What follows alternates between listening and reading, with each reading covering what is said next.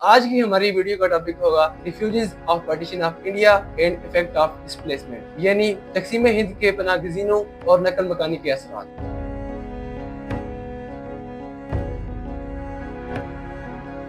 1947 میں برصغیر میں ایک بڑی تبدیلی آتی ہے۔ برطانوی سلطنت اپنے قدموں کو پیچھے ہٹاتی ہے، جس کے نتیجے میں ہندوستان اور پاکستان کی ریاستیں وجود میں آتی ہیں۔ یہ تقسیم اگرچہ سیاسی تھی، مگر اس کے انسانی زندگی پر گہرے اثرات مرتب ہوتے ہیں، جس کے نتیجے میں تاریخ کی سب سے بڑی اور اذیت ناک نقل مکانی ہوتی ہے۔ 20ویں صدی کے وسط میں برٹش کولونیلزم ہندوستان میں زوال پذیر تھا۔ آل انڈیا مسلم لیگ کی جانب سے علیحدہ مسلم ریاست نے زور پکڑا، جس کی قیادت محمد علی جناح کر رہے تھے۔ برطانوی حکمران، جو کہ ہندوستان سے نکلنے کے لیے بے چین تھے، انہوں نے جلد بازی میں تقسیم ہند کے منصوبے کو قبول کر لیا، جس کے نتیجے میں 14 اگست 1947 کو پاکستان اور 15 اگست 1947 کو ہندوستان وجود میں آتا ہے۔ تقسیم کا اعلان برطانوی حکومت نے جون 1947 میں کیا اور سرحدیں ایک برطانوی وکیل ریڈ کلف نے کھینچی، جو کبھی ہندوستان نہیں گئے تھے۔ تقسیم مذہبی بنیادوں پر کی گئی۔ پاکستان کو مسلم اکثریتی ریاست اور ہندوستان کو ہندو اکثریتی ریاست کے طور پر مرتب کیا گیا۔ نئی سرحدوں کے تعین کے ساتھ لاکھوں افراد نے اپنے آپ کو غلط جانب پایا۔ جو لوگ پاکستان میں رہ گئے وہ ہندو اور سکھ تھے، اور جو لوگ ہندوستان میں رہ گئے وہ مسلمان تھے۔ ان سب کو اپنے آباء و اجداد کے گھروں کو چھوڑنا پڑا۔ اب میں پناہ گزینوں کی بیانی آپ کے سامنے رکھتا ہوں۔ ایک بزرگ خاتون کہتی ہیں، ہم نے دنوں تک سفر کیا، ہمارے پاس صرف جسم پر پہنے ہوئے کپڑے تھے۔ ٹرینیں آتی تھی اور اتنی بھیڑ سے بھری ہوئی تھی کہ لوگ رستے میں ہی جان کی بازی ہار گئے۔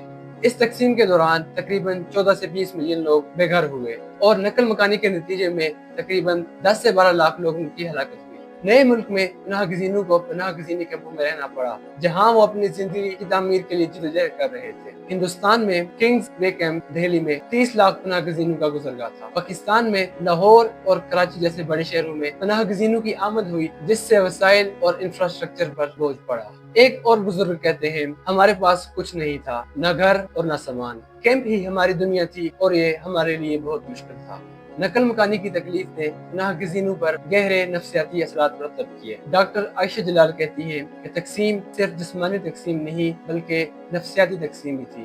خاندان بکھر گئے، کمیونٹیز جڑ سے اکھڑ گئی اور شناختیں ختم ہو گئی۔ دونوں پاکستان اور ہندوستان کو لاکھوں پناہ گزینوں کی آبادکاری کے لیے ایک بہت بڑا چیلنج تھا۔ ہندوستان میں حکومت نے دندہ کرانیہ پروجیکٹ جیسے آبادکاری پروگرام شروع کیے، جس کا مقصد پناہ گزینوں کو قبائلی علاقہ جات میں آباد کرنا تھا۔ پاکستان میں حکومت نے پناہ گزینوں کے لیے کیمپ اور امداد فراہم کی، لیکن پناہ گزینوں کی آبادکاری اتنی زیادہ تھی کہ نظام بری طرح سے متاثر ہوا۔ ایک بزرگ خاتون کہتی ہیں، ہمیں زمین تو دی گئی مگر وہ بنجر تھی، ہمیں سب کچھ نئے سرے سے شروع کرنا پڑا۔ تقسیم کے اثرات آج بھی محسوس کیے جا رہے ہیں۔ ان گواہیوں کو محفوظ کرنا ضروری ہے تاکہ تقسیم کے اثرات کو سمجھا جا سکے۔ پارٹیشن ارکائیو نے 12,000 سے زائد پناہ گزینوں کی کہانیاں محفوظ کی ہیں تاکہ آئندہ نسلوں کے لیے ان کہانیوں کو محفوظ کیا جا سکے۔ جب ہم تقسیم اور اس کے اثرات پر غور کرتے ہیں تو ضروری ہے کہ ہم ان کہانیوں کو یاد رکھیں، جو نہ صرف اعداد و شمار بلکہ انسانی کہانیاں تھیں۔ تقسیم ہند کی مزید معلومات کے لیے ہمارے چینل دی جیو پولیٹک کو سبسکرائب کریں۔